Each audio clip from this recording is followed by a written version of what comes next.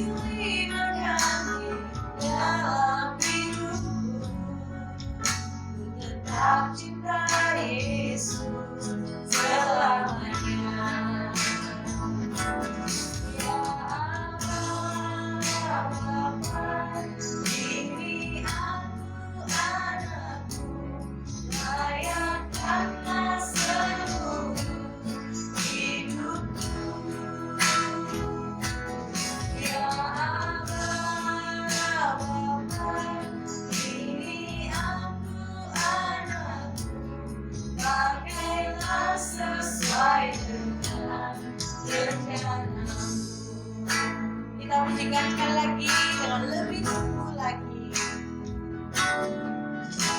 Mau cinta Yesus selamanya. Mau cinta Yesus selamanya. Meskipun badai silih berganti dalam hidupku, tetap cinta Yesus selamanya. Ya Allah Bapa, ya Allah Bapa, ini aku anakku, bayangkanlah seluruh hidupku. Ya Allah Bapa, ini aku anakku, pakailah sesuai dengan rencanamu. Ya Bapa, ya Allah Bapa, ini aku anakku, bayangkanlah seluruh hidupku. Ya Allah Bapa, ini aku anakku, pakailah sesuai dengan rencanamu. Pakailah Tuhan, pakailah sesuai dengan rencanamu. Pakailah Tuhan, pakailah sesuai dengan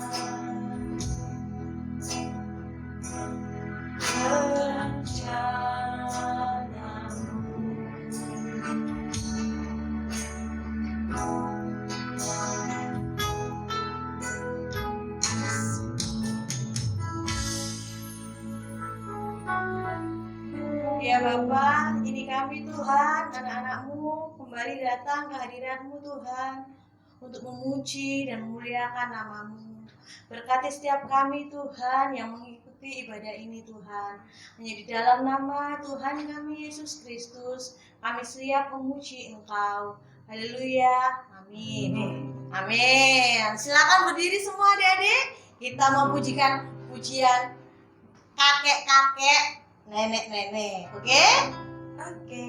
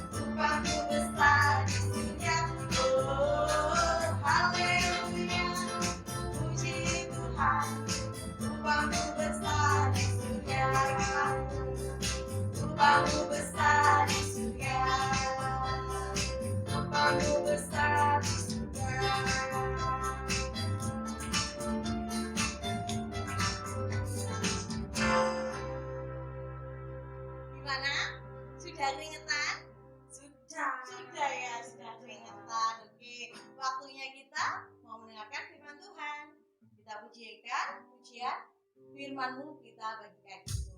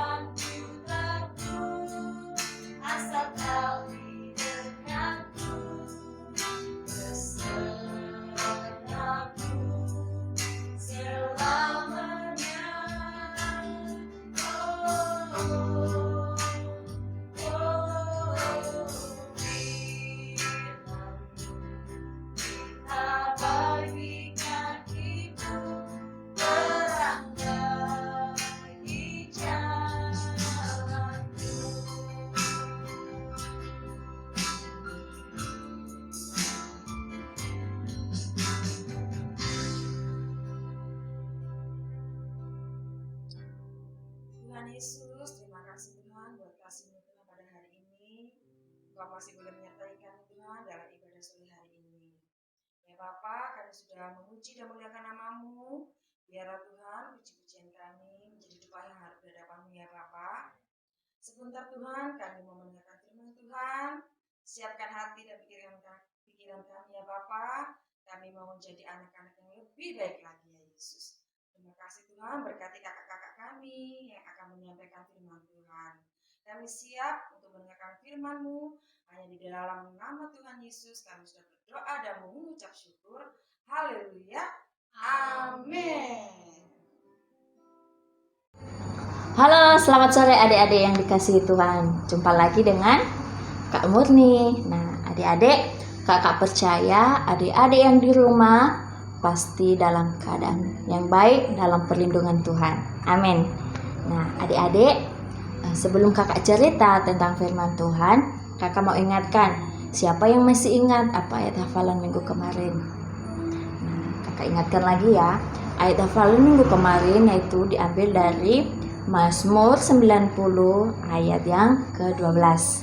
Nah, harus diingat ya adik-adik ya, apa yang disampaikan, apa firman Tuhan, kita harus ingat sepanjang hari, sepanjang minggu itu supaya kita bisa hidup sesuai dengan kebenaran firman Tuhan. Nah, adik-adik, pada sore hari ini kakak punya kisah yang luar biasa, cerita yang bagus dan pastinya terberkati untuk kakak dan untuk adik-adik yang di rumah. Nah, adik-adik, di sini kakak punya cerita yaitu tentang satu pribadi yang luar biasa. Dia pribadi yang menyelamatkan kakak, dia pribadi yang menyelamatkan adik-adik. Bahkan dia pribadi yang mau mati untuk kakak, untuk adik-adik, untuk papa mama, dan untuk kita semua. Bisakah adik-adik tebak siapakah pribadi yang kakak sebutkan tadi? Nah, pasti penasaran kan? Oke, sebelum kakak cerita, kita buka dulu Alkitabnya. Adik-adik yang di rumah, ayat firman Tuhan pada hari ini diambil dari Yohanes pasal 20 ayat 1 sampai yang ke-8. Di situ berbicara tentang kebangkitan Yesus. Nah, jadi pribadi yang kakak sebutkan tadi adalah pribadi Yesus Kristus, pribadi yang mati di atas kayu salib. Untuk siapa dia mati? Untuk kakak, untuk adik-adik, dan untuk semua orang yang ada di dunia ini. Dia mau mati. Adik-adik siapkah kalau mati seperti ini? Pastinya enggak dong. Soalnya sakit kalau mati seperti ini. Tersiksa. Nah, jadi adik-adik, hari ini cerita yang saya kakak sampaikan ini adalah pribadi Yesus Kristus. Dimana ketika Yesus Kristus pada hari Jumat, dia disiksa, dia mati di atas kayu salib. Tangannya begini, terus di kepalanya ada paku, dan akhirnya dia mati. Dia dikuburkan, tetapi pada pagi-pagi sekali hari Minggu, dia bangkit dari mana? Dari kematian. Ketika orang datang melihat kuburannya, sudah tidak ada lagi orangnya. Kemana dia? Masa hilang? Masa diambil orang? Masa dipindahkan? Gak mungkin kan? Nah, tapi Yesus itu bangkit dari kematian. Dia bangkit. Nah, ketika pagi-pagi sekali orang-orang datang ke makamnya, ke kuburannya Yesus, mereka lihat kuburannya kosong. Tetapi ada malaikat-malaikat, ada Yesus menampakkan diri di situ sama mereka, tapi mereka tidak mengetahuinya. Nah, adik-adik, ketika Yesus mati dan ketika Yesus bangkit, itu dia punya alasan tersendiri bagi kakak, bagi adik-adik, bagi papa mama, dan bagi kita semua. Nah, Yesus mati itu dia mau menyelamatkan kakak, menyelamatkan adik-adik, menyelamatkan papa di rumah dari apa? Dari dosa. Nah, kenapa dia mau mati untuk kakak, untuk dosa kita? Kenapa coba? Karena Yesus mengasihi setiap kita. Jadi dia tidak mau kita, adik-adik yang di rumah itu binasa, masuk dalam neraka. Atau ada adik-adik yang mau masuk neraka? Di neraka itu adalah tempat yang menakutkan. Nah, pastinya adik-adik yang di rumah nggak mau kan masuk neraka. Nah, akhirnya Yesus mau mati bagi kakak, bagi kita semua. Untuk apa? Supaya kita boleh mendapatkan keselamatan. Kita boleh hidup kembali, kita boleh lepas dari dosa, dan kemudian hubungan kita dengan Allah kembali baik lagi. Nah, kenapa kok kembali baik lagi ketika Yesus mati untuk kita semua? Apa yang menyebabkan itu?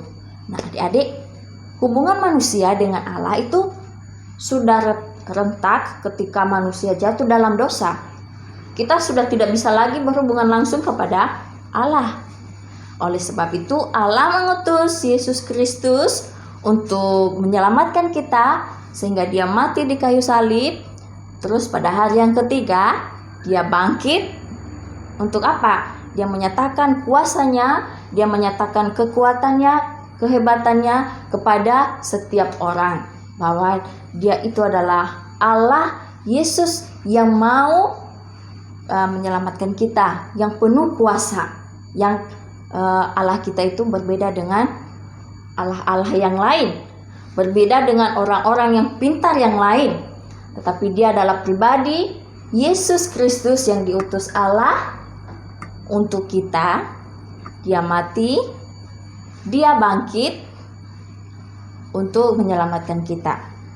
Jadi adik-adik yang dikasihi oleh Tuhan, ketika dia mati di atas kayu salib ini, Yesus Kristus menanggung dosa kita. Dia menanggung apa yang selama ini kita lakukan, apa yang selama ini kita perbuat. Terus dia tanggung semua di atas kayu salib. Nah, pasti di pelajaran-pelajarannya, di sekolah, dimanapun pasti dapat cerita tentang kematian Yesus Kristus.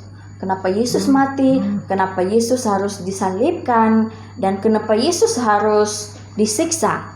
Pastinya adik-adik sudah mengerti tentang yang ini. Nah, tapi tentang kebangkitan Yesus Kristus, ini adalah sesuatu yang luar biasa, kakak bilang. Karena kalau orang sudah mati, tidak mungkin hidup kembali. Nah, kecuali kalau orang itu pura-pura mati atau pingsan aja. Jadi bisa-bisa dia bangun ketika dia sudah sadar.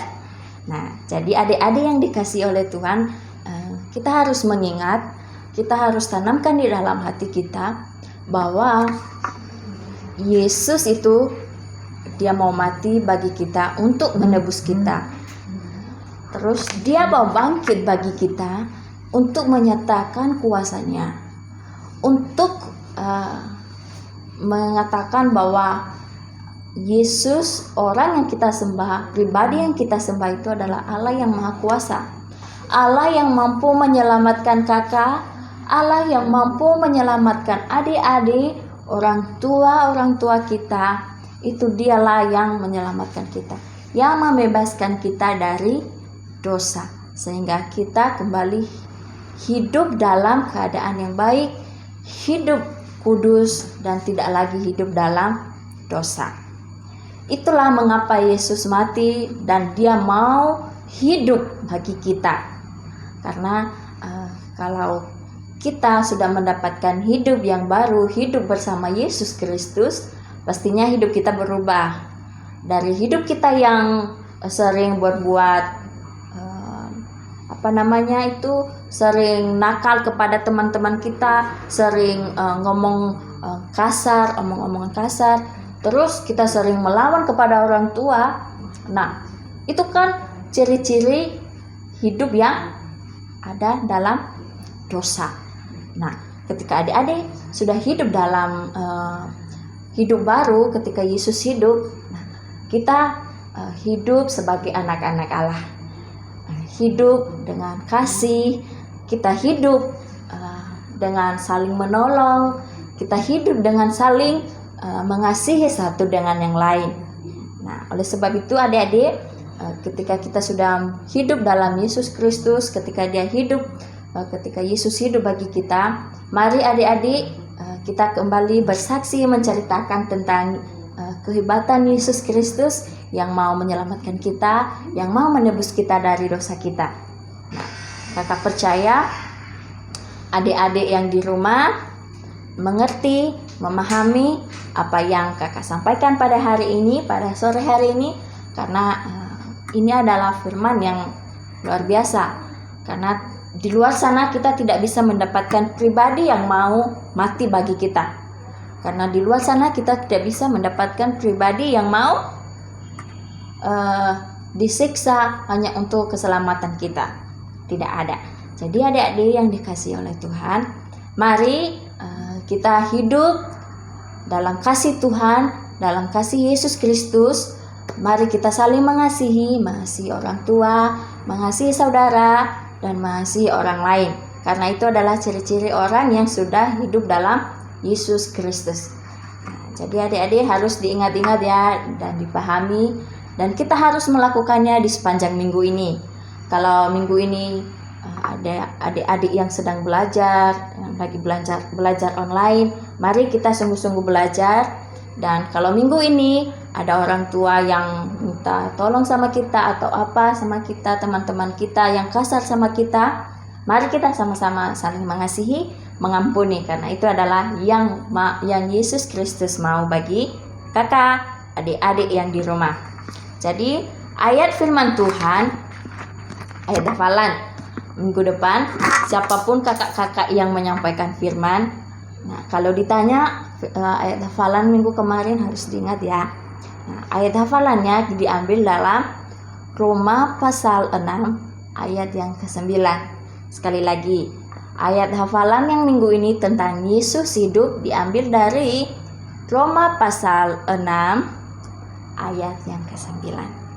Oke adik-adik, kakak percaya bahwa kita semua ada dalam perlindungan Tuhan. Terima kasih, Tuhan Yesus memberkati. Bye-bye. Jadi sudah dengar kan tadi firman Tuhannya? Tentang Pasti apa tadi sudah. Kak Murni? Tentang Yesus Hidup. Tentang apa ya? Diulang kali lagi. Yesus hidup. Ayatnya di mana tadi Kak Murni? Nah, untuk ayat hafalan kita, adik-adik harus buka Alkitab dan ingat ya, dihafal dari Roma pasal 6 ayat 9. Di mana? Roma 6 ayat 9. Oke. Dihafal ya adik-adik ya firman Tuhannya. Sekarang kita akan berdoa, kita tutup ibadah kita. Silakan ya Bu. Oke. Ayo adik-adik yang ada di rumah, kita berdoa bersama-sama ya. Terima kasih Tuhan untuk kebaikan-Mu dalam hidup kami, dalam hidup keluarga kami, di mana Tuhan telah menolong kami, Tuhan telah memberi kekuatan kepada kami, sehingga kami boleh mendengarkan firman Tuhan, boleh tahu bagaimana Yesus mati dan hidup bagi setiap kami. Terima kasih Tuhan Yesus, dan Engkau yang menolong kami sepanjang minggu ini, sehingga kami hidup sesuai dengan apa yang Tuhan kehendaki. Terima kasih Bapa yang baik, dan kami akan pulang, kami akan mengakhiri, dan biarlah kami boleh ketemu di minggu depan dalam ibadah seperti ini lagi. Terima kasih Tuhan Yesus, hanya di dalam nama Tuhan Yesus kami berdoa dan mengucap syukur. Amin. Amin. Bye-bye.